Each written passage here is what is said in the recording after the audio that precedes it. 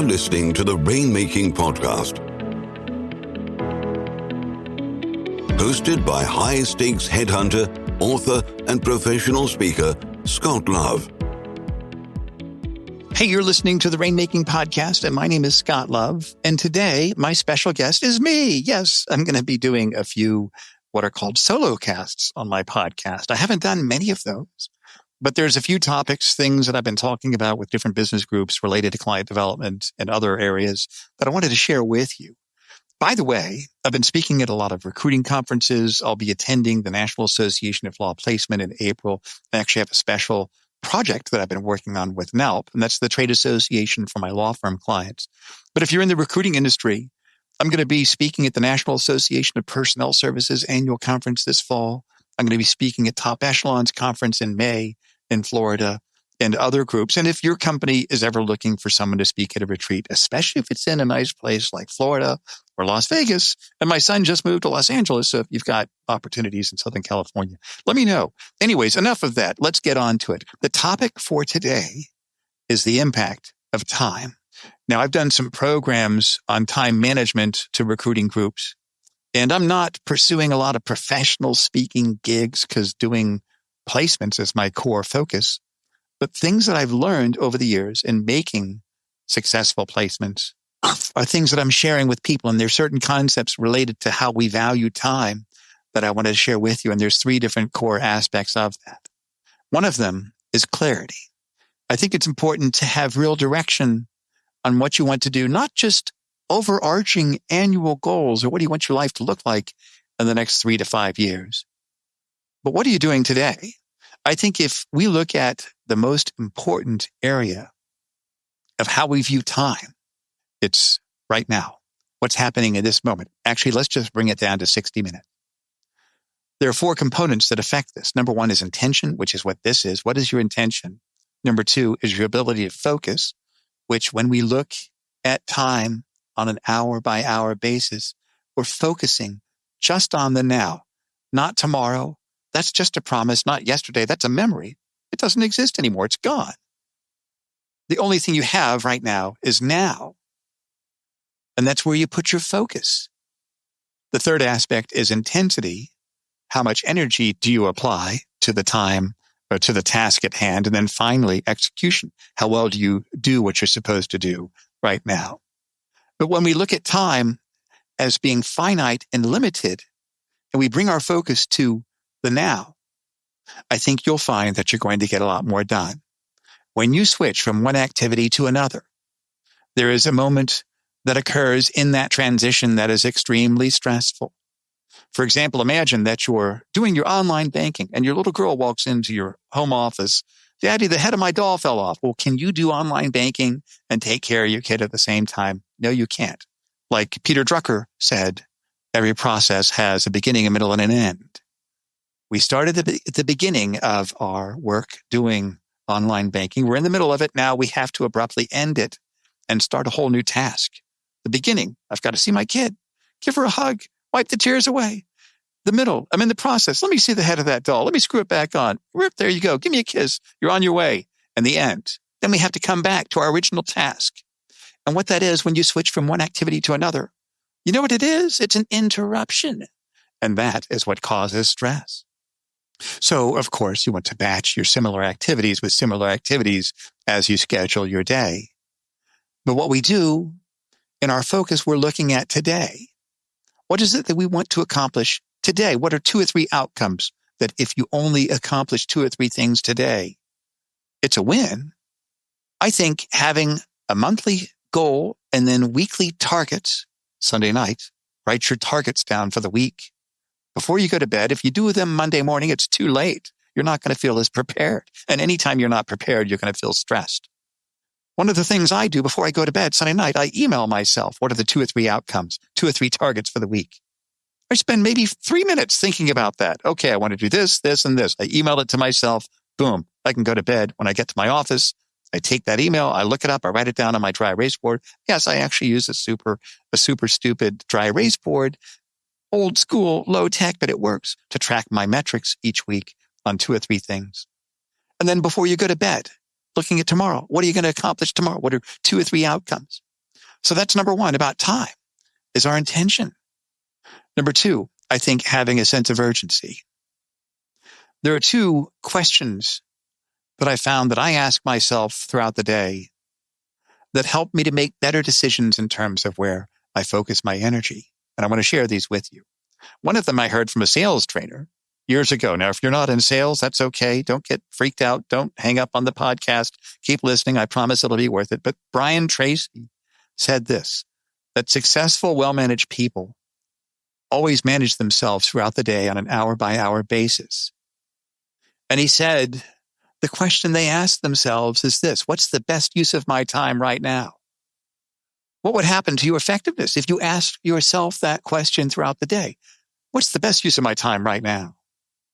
Another question I've learned to ask, which helps to direct my focus in an appropriate way that takes me closer to my goals, is this: will this activity take me closer to or further away from my goals? Wow. Talk about a focusing question. Talk about an easy way to get rid of all the things that don't make any contribution to your life. I mean, I got to tell you, it feels really good to be busy doing busy things that have no result. And I think a lot of people look for busyness just to feel like they're moving forward, but they're not. Will this activity take me closer to or further away from my goals? And the final concept I'm going to tell you, which is going to be mind-blowing, is this: I do not think that we truly appreciate the value of inappropriate uses of our time. As you look at how you're spending your time, think of it like this: 1 hour blocks of time, 1 unit of value. Whenever I spend time in an area, I'm trying to triple down. If I spend time in an area and my primary goal is not achieved, well, I still have something to show for it. I spend a lot of time strategically. Whenever I take on a new search, whenever I spend time at a speaking conference, that's why I don't do a lot of one-offs anymore. I spoke at the American Pyrotechnics Association. I got a good fee. I spoke in Vegas, and that was about it. Because I'm not going to market. I'm not doing coaching. I'm not doing consulting. I'm doing headhunting for law firms. I'm working with search firms that want to grow. That's it.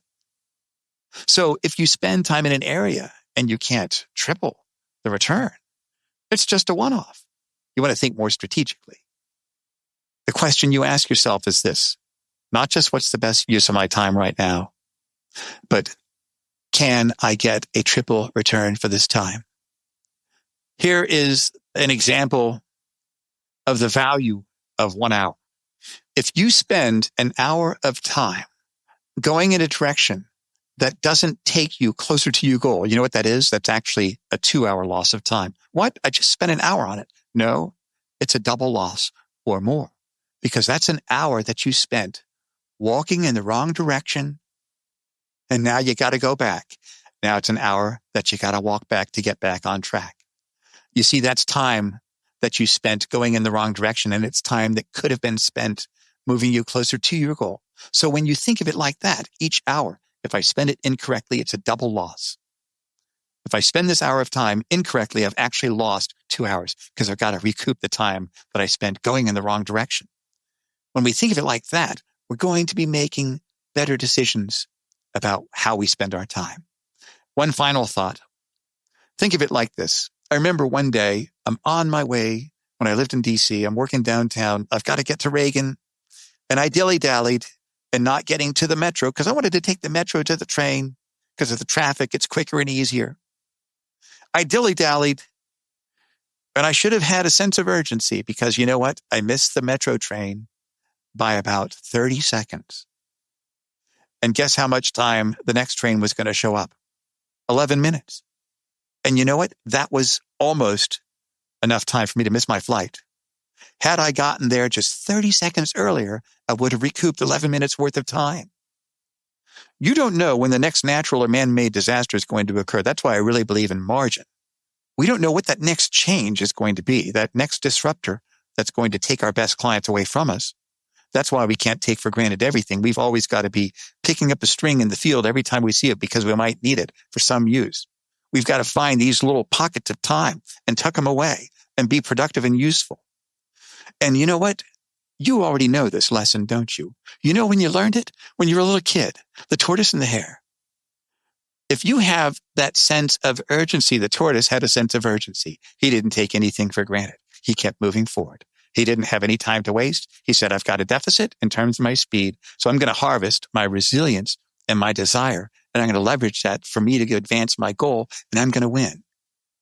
When you look at time like that as a precious resource that's finite, and we don't know, if we dilly-dally and we get to the metro late, we're going to miss our metro car. It's going to take us another 11 minutes. I wish I didn't spend so much time on Facebook friending an old girlfriend of mine. I wish I'd have been more diligent in getting to the metro soon and doing things that are priorities instead of dilly-dallying. When you look at time as a precious resource, that each hour that's lost is actually 2 hours because now you got to reclaim it and gain it back. You're going to appreciate it and make better decisions. And by the way, here's one extra tip that's going to help you get 1 more hour of time a day. Come into the office 15 minutes early. Stay 15 minutes later. Well, that's a half hour. You can stand on your head for 15 minutes. Come on. Just get in 15 minutes early. Stay a little bit later. It's not going to be the end of the world. 15 minutes, that's a half hour. How do I get another half hour? When you take the ideas that I've shared with you, I promise you that you will reclaim at least 15 minutes worth of goof-off time in the morning. You will reclaim 15 minutes worth of goof-off time in the afternoon. There's your other half hour. I found that just by being deliberate and intentional about how we spend our time, even in the little things, that's going to add up over time. And that, my friend, is how you become a high achiever. Now, I know that this has nothing to do with business development, but it's all about execution. It's all about getting things done. Thank you for listening. As always, this podcast is sponsored by Leopard Solutions' legal intelligence suite of products, Firmscape and Leopard BI. Push ahead of the pack with the power of Leopard. And I appreciate their sponsorship. And I appreciate you also. Feel free to connect with me on LinkedIn. I'm easy to find. And thanks again for being a listener to our show. I'm very proud of what we've done. And it's not just me.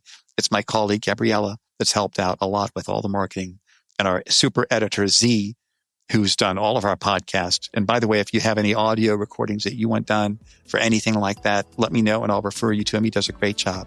Thank you again for listening. And I appreciate your support of the Rainmaking Podcast.